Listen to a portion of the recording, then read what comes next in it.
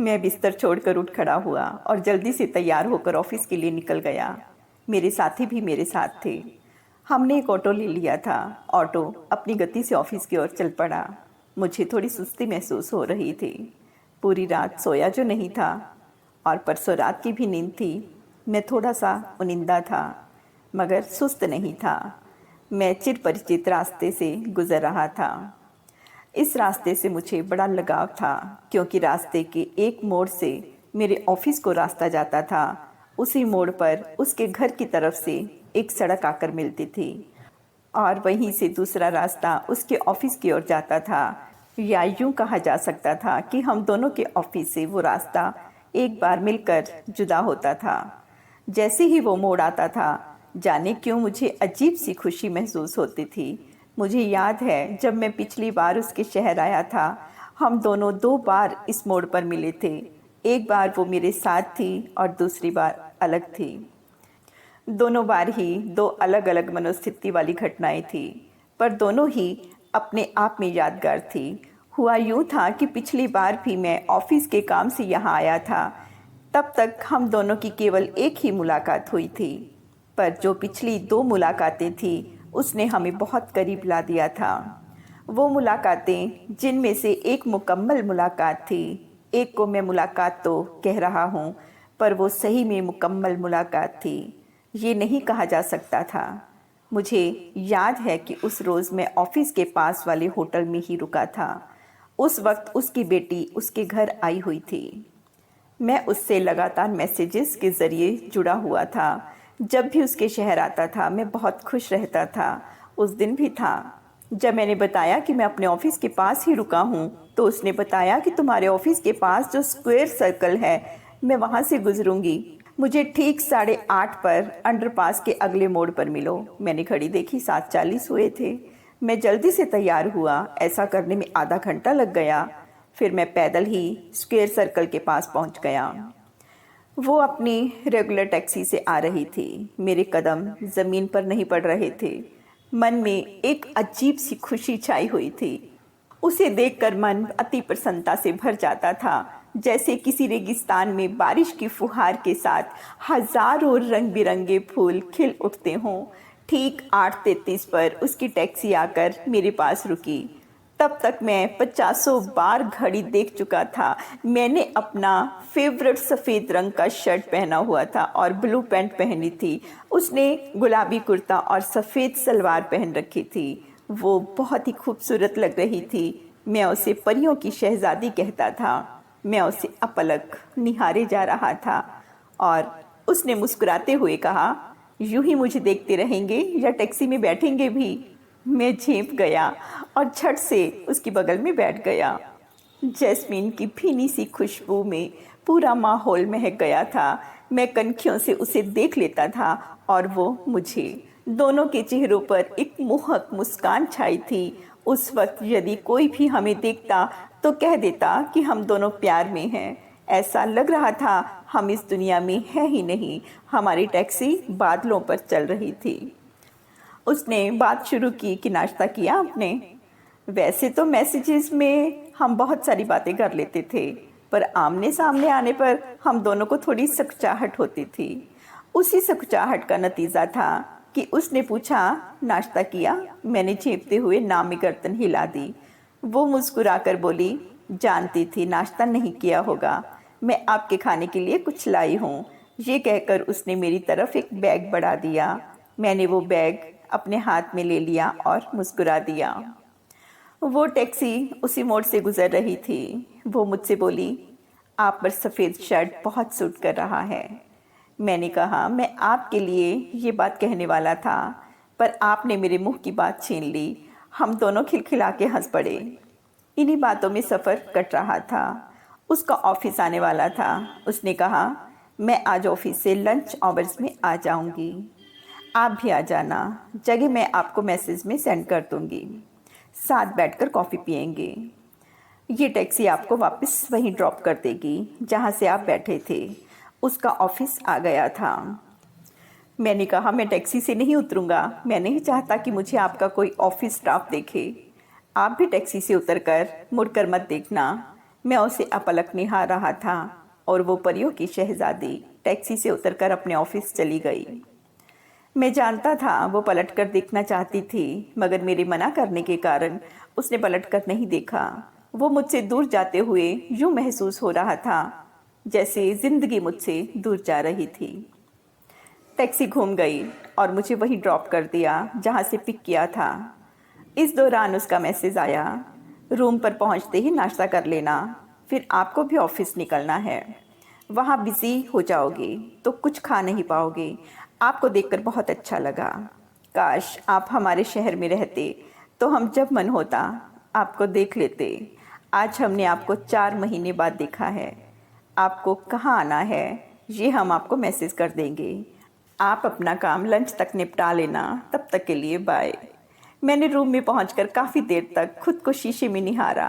उसने कहा था कि आप पर सफ़ेद रंग बहुत सूट कर रहा है। मेरे गाल लाल हो गए। बड़े प्यार से मैंने उसका दिया हुआ बैग खोला। उसमें एक 2 खानों का छोटा टिफ़िन था, एक प्रोबायोटिक दही का पैकेट था, 2 गुलाबी टिश्यू पेपर थे। मैंने टिफ़िन खोलकर देखा। एक खाने में 2 लड्डू थे, एक में 3 पराठे और उस पर कच्चे आम का अचार था। मैंने नाश्ता करना शुरू किया। हर एक कोर खाते हुए मुझे उसका चेहरा याद आ रहा था। कितने प्यार से मेरे लिए नाश्ता बनाया होगा उसने। जितनी खुशी मुझे इसे खाकर हो रही है उतनी ही उसे नाश्ता बनाते वक्त महसूस हुई होगी। मेरे होठों पर एक खूबसूरत सी मुस्कुराहट तैर गई। नाश्ता बहुत स्वादिष्ट था। अचार के 3 पीस थे। मुझसे एक और आधा पीस ही खाया गया। मैंने बाकी अचार टिफ़िन में ही छोड़ दिया। मुझे उसके मरमरी हाथों की छुअन का एहसास हो रहा था। तभी उसका मैसेज आया, ये अचार और लड्डू भी हमारे बनाए हुए हैं, कैसे लगे आपको? मैंने उसे स्माइली और फर्स्ट क्लास का मैसेज किया तो उधर से भी मैसेज आया, बाय। मैंने ऑफिस जाने के बाद जल्दी ही अपना काम निपटा लिया। कोई ज़्यादा काम नहीं था, बस कुछ ज़रूरी दस्तावेज जमा करवाने थे जो पहले से ही मैं तैयार करके लाया था। उसके शहर में हमारे विभाग का क्षेत्रीय कार्यालय था। मेरा कोई 3-4 महीने से आना होता रहता था वहाँ पर। उसका मैसेज आया, हम आपको केलकर म्यूज़ियम में मिलेंगे। आप ठीक 2:30 बजे तक पहुँच जाना। हम 3:30 तक आपके साथ रह सकते हैं। मैं जल्दी से वहाँ से निकल गया। मेरे लिए जगह नई थी, इसीलिए मुझे समय नहीं गंवाना था। क्योंकि हमारे पास केवल 60 मिनट थे वहाँ एक दूसरे के साथ रहने के लिए। मैं नियत समय पर वहाँ पहुँच गया था, मगर तब तक वो नहीं आ पाई थी। मैं बेचैनी में इधर उधर नज़रें दौड़ा रहा था। ये इंतज़ार भी बहुत बेकार चीज़ है। हर लम्हा घंटों जैसे बीतता है। मैं चहलकदमी कर अपना वक्त बिता रहा था। दिल में कई सैलाब उठ रहे थे। कोई भीतर ही भीतर पूछ रहा था, क्या कर रहे हो, कहाँ जा रहे हो, तुम्हारा और उसका क्या रिश्ता है, वो भी विवाहिता और तुम भी। वो भी यही पूछती मुझसे, कहती बताओ तो हम क्यों अच्छे लगे। कोई जवाब ना सूझता। सर को झटक के सारे प्रश्नों को जैसे सर के बाहर कर दिया। दिल तो कुछ सुनने को तैयार ही नहीं था, जैसे बच्चे की तरह जिद पर अड़ा हो। मुझे तो यही चाहिए। सच ही तो था, हम बच्चों जैसे ही हो गए थे। बेबात हंसते, कुछ देर हाथ थाम के बैठ जाते और छोटी सी बात का बुरा मानकर कुट्टी भी कर देते। मैंने गेट की तरफ नज़रें उठाई तो देखा वो चली आ रही थी। नज़रें मिलने पर वो मुस्कुराई और मेरे पास आ गई। ट्रैफिक की वजह से थोड़ा लेट हो गई, उसने बताया। कोई बात नहीं, आप आ गई, यही मेरे लिए बड़ी बात है। क्यों ना आती?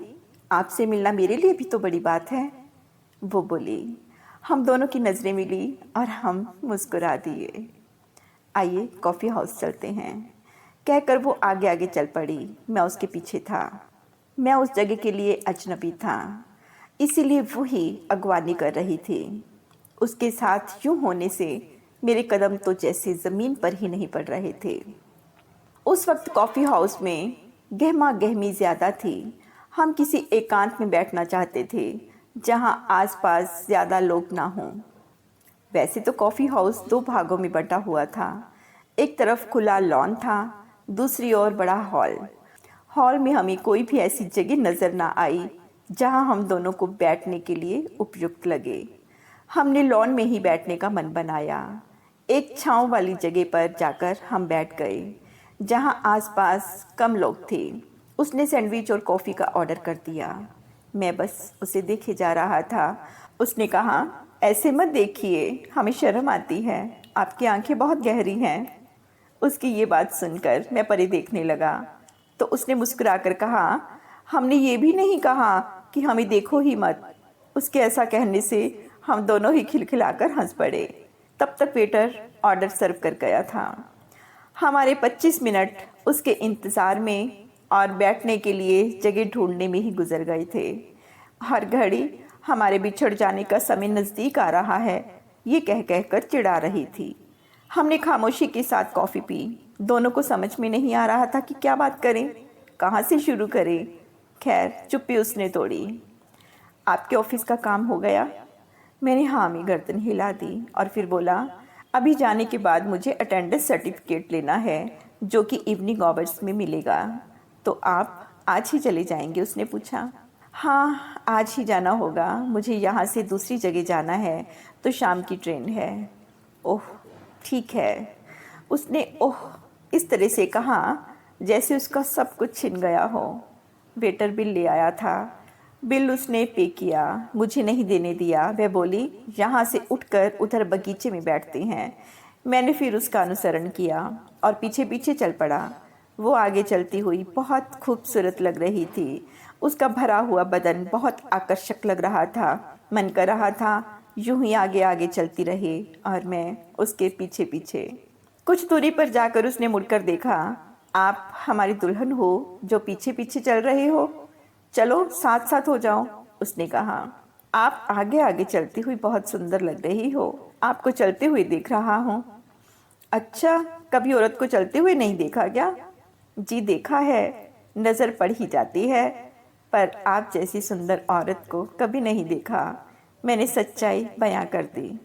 उसने मुझे देखकर आंखें तरेरी और हम दोनों की हंसी छूट गई। हम बगीचे में आ गए, पर बगीचा पानी दिए जाने के कारण गीला था। वहाँ हमने बेंच की तरफ नज़र दौड़ाई जो बेंच छाया में था और धूप में बैठना नहीं था। हम वहीं बगीचे की एक छोटी सी घेरे के रूप में बनाई हुई दीवार नुमा मुंडेर पर बैठ गए। अचानक मेरी नज़र उसकी गर्दन के पास पड़े खरोंच के निशान पर गई। वैसा ही खरोंच उसकी कलाई पर दिखा। हमने पूछ लिया, आपको ये खरोंच कैसे आई? कहाँ है खरोंच? उसने कहा और मैंने कहा कि वो। तब वो बोली, ओह मुझे पता नहीं चला कि ये कब आई। कुछ देर वहाँ खामोशी छा गई। मैंने ही बात शुरू की, सर आए थे ना, ये सब कहीं। उसने बेचैनी से पहलू बदला, फिर घड़ी को देखते हुए बोली, 2:40 हो गए, समय कितने जल्दी बीत गया। उसने टॉपिक बदल दिया। मैं फिर से खामोश हो गया। वहाँ कुछ युवा जोड़े खड़े थे पास ही, जो हमें देखकर बार बार हंस रहे थे। शायद उन्हें हमारा जोड़ा पसंद नहीं आ रहा था। सच ही तो था, ऐसा लग रहा था जैसे मैं उस चांद को ग्रहण लगा रहा हूँ।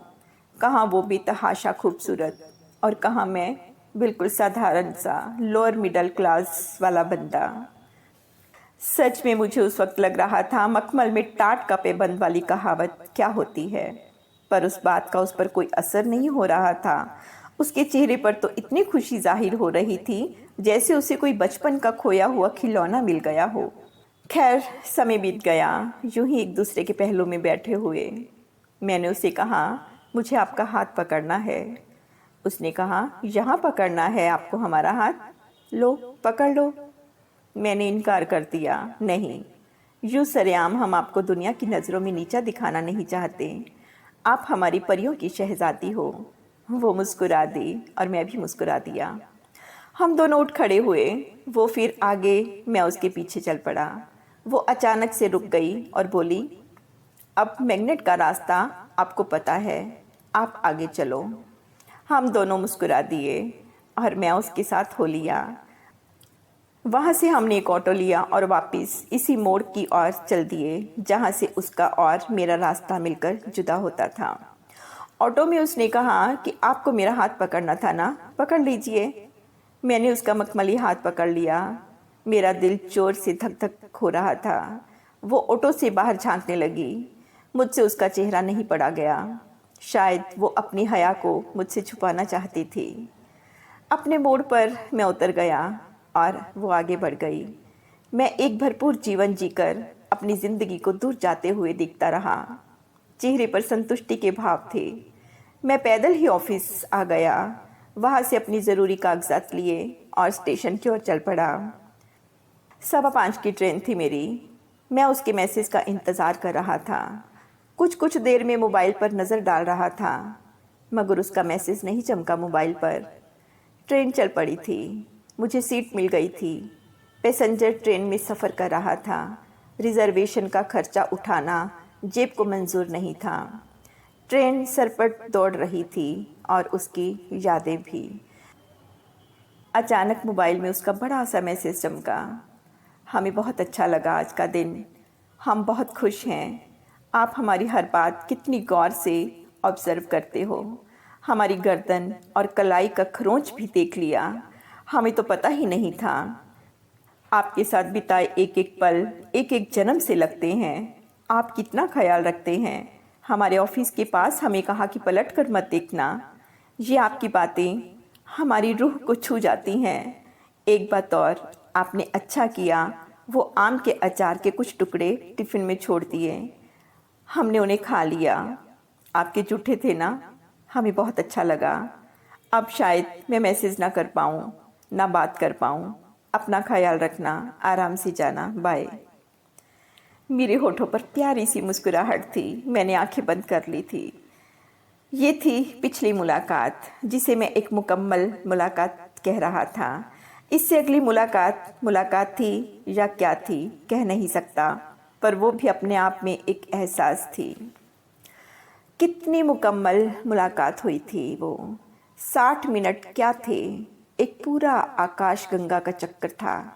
ज़िंदगी छोटी पड़ जाती है ऐसी मुलाकातों के लिए। खैर, उस मुकम्मल मुलाकात के बाद की दूसरी मुलाकात ने बहुत तड़पाया मुझे ही नहीं, उसे भी तड़पाया। उस 60 मिनट की मुलाकात के बाद मैं दूसरे शहर होकर अपने घर आ गया। शायद अगली मुलाकात का संयोग जल्दी ही निश्चित किया था ईश्वर ने।